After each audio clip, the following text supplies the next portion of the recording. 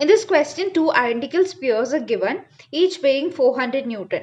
And these two spheres are resting on an inclined plane. Here they're resting on the wall. Okay. The angle of inclination of the plane is given 30 degree. So first read the question and identify the points of contact. So here the sphere is touching the inclined plane. Here there is contact. Here also there is contact between the sphere and the inclined plane. I am marking it in red color. Here the sphere is touching the wall. Okay, this is the wall and we'll mark this point as C. Right? Also the spheres are touching each other. Okay, so this will be a point of contact D. There will be reactions at all these points A, B, C, D. Now let's draw the free body diagram. So here I've taken the two spheres separately. This is the free body diagram FBD. Let's draw the reactions or the forces acting on the upper sphere. So here at this point A, we have RA acting. RA.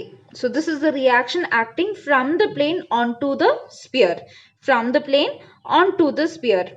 Similarly, here also there will be a reaction.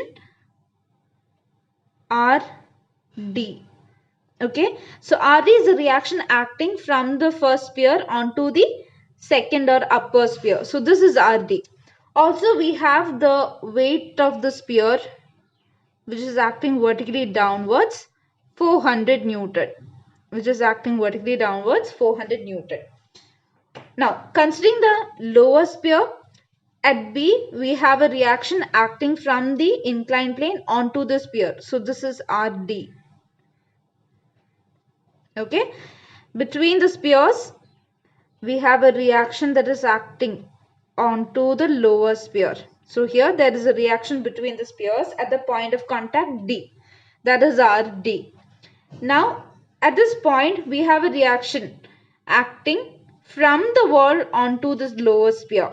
So from the wall onto, so the arrow will be like this, onto the sphere RC. And again we have a weight of the sphere which is acting vertically downwards 400 Newton. Now here we have considered the x-axis parallel to the inclined plane. Okay. So this is the x-axis, we have the y-axis. So here we can see that the 400 Newton is making an angle with the y-axis. Okay. And this 400 Newton making an angle of 30 degree with the y-axis, because we already know the angle of inclination of the inclined plane 30 degree. So these angles will be same. Similarly, here also it will be 30 degree. Right? So that is 30 degree angle. This is the free body diagram. So we'll take each sphere separately and draw the forces acting on it and solve. That is, apply the equations of equilibrium. So I'm redrawing the forces here, taking the upper sphere. Okay, this is the upper sphere. RA is acting towards the upwards direction. So RA is this. RD is acting towards the right. So I'll draw RD like this. Now 400 Newton is acting along this direction. Okay, so using the principle of transmissibility, I can draw it like this. 400 Newton. Along the line of action, I am transferring 400 Newton. This angle is 30 degree. So this angle will also be 30 degree, because now we can resolve this 400 Newton into two components and then apply the equations of equilibrium.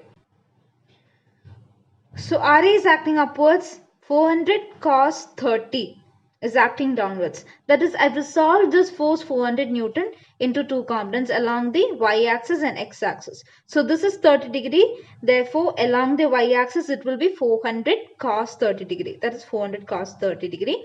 And along the x-axis, it will be 400 sin 30 degree. RD is also marked here. So now we can say sigma fx is equal to 0 for the upper cylinder, right? Constrict the condition of equilibrium for upper cylinder or the upper sphere. Sigma fx is 0. sigma fx is 0. That is RD minus 400 sine 30 degree. Towards the right is taken as positive, towards the left is taken as negative, is equal to 0. That is RD, we can calculate the value, is equal to 200 Newton. Similarly, sigma Fy is equal to 0. RA is acting upwards, so it's positive, minus 400 cos 30 degree is equal to 0. So the sign convention that we are using is, this is positive, this is negative, this is positive, this is negative. Towards the upwards, downwards is negative. This is the sign convention that we are using. So here also we can calculate RA from this equation, and RA is 346.41 Newton. So that's the value for RA. So similarly, I consider the equilibrium of lower cylinder or lower sphere. This is the lower cylinder and I have marked the forces acting on it. 400 Newton is acting vertically downwards. Now, these forces are transferred here, x-axis and y-axis. Resolve this 400 Newton because it is at an inclination of 30 degree with y-axis. So this 400 Newton, I resolve it.